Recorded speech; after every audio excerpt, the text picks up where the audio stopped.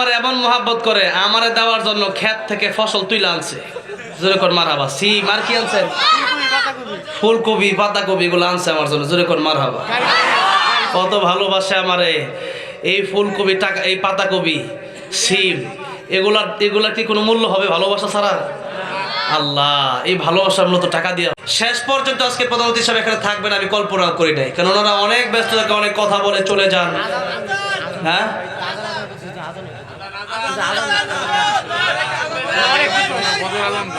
এখন আজান দিলে ভাই ফজরের আজান মনে করে 2 লাইন দেই, পুরো আজান দেব না। পুরো আজান এই এলাকার মানুষ তো এমনি ঘুমায়। হ্যাঁ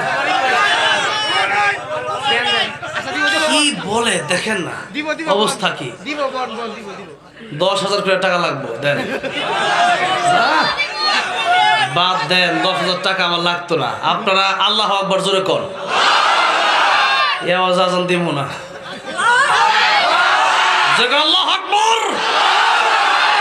আমি তো আজান দিয়েছিলাম গাড়ে হারাই উঠতে গিয়ে, একটা মসজিদ আছে না, ছোট মসজিদ, মসজিদে বেলাল, সেখানে যাওয়ার পরে সেখানেও আমি আজান দিয়েছি, যে আজান দিত কারে উবাইদুল্লাহ রহমতুল্লাহ আলাইহি।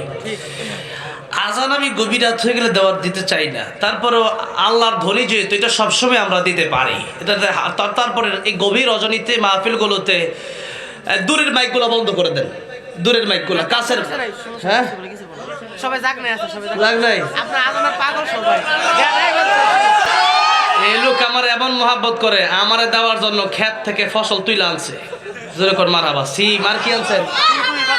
ফুলকপি, পাতাকপি এগুলো আনছে আমার জন্য। জোরে কর মারহাবা। কত ভালোবাসে আমারে এই ফুলকপি, টাকা, এই পাতাকপি, সিম, এগুলা কি কোনো মূল্য হবে ভালোবাসা ছাড়া? আল্লাহ এই ভালোবাসার মতো টাকা দিয়ে হয় না, এগুলো শুধু দোয়া দেওয়া যায়। আল্লাহ সবাইকে কবুল করেন, জোরে আমিন। আজকে যেমন একসাথে বসে আল্লাহ জান্নাতে একটা মাহফিল করবে, সেখানে আল্লাহ কোরআন তেলাওয়াত করে শোনাবে সূরা রহমান। আল্লাহ সেই দিন জান্নাতে তুমি আমাদেরকে একসাথে জায়গা করে দিও, জোরে বলেন আমিন। তাহলে আজান আমি এই রাতে আমি দেওয়ার চেষ্টা করি না, তারপরে মানুষের যে আবদার, এখন যাইতে গেলে যাইতে দিব না, পরে গাড়ি যদি আটকায় আবার ঝামেলা না, তাহলে আমি দেব। একটু জোরে কি বলবেন? না আওয়াজ তো হবে না, আওয়াজ কমে গেল কেন? জোরে বলেন আল্লাহু আকবার। প্রত্যেক লাইন শেষ হবে আর জোরে বলবেন, আওয়াজ কমে গেলে আমিও শেষ করে দেব।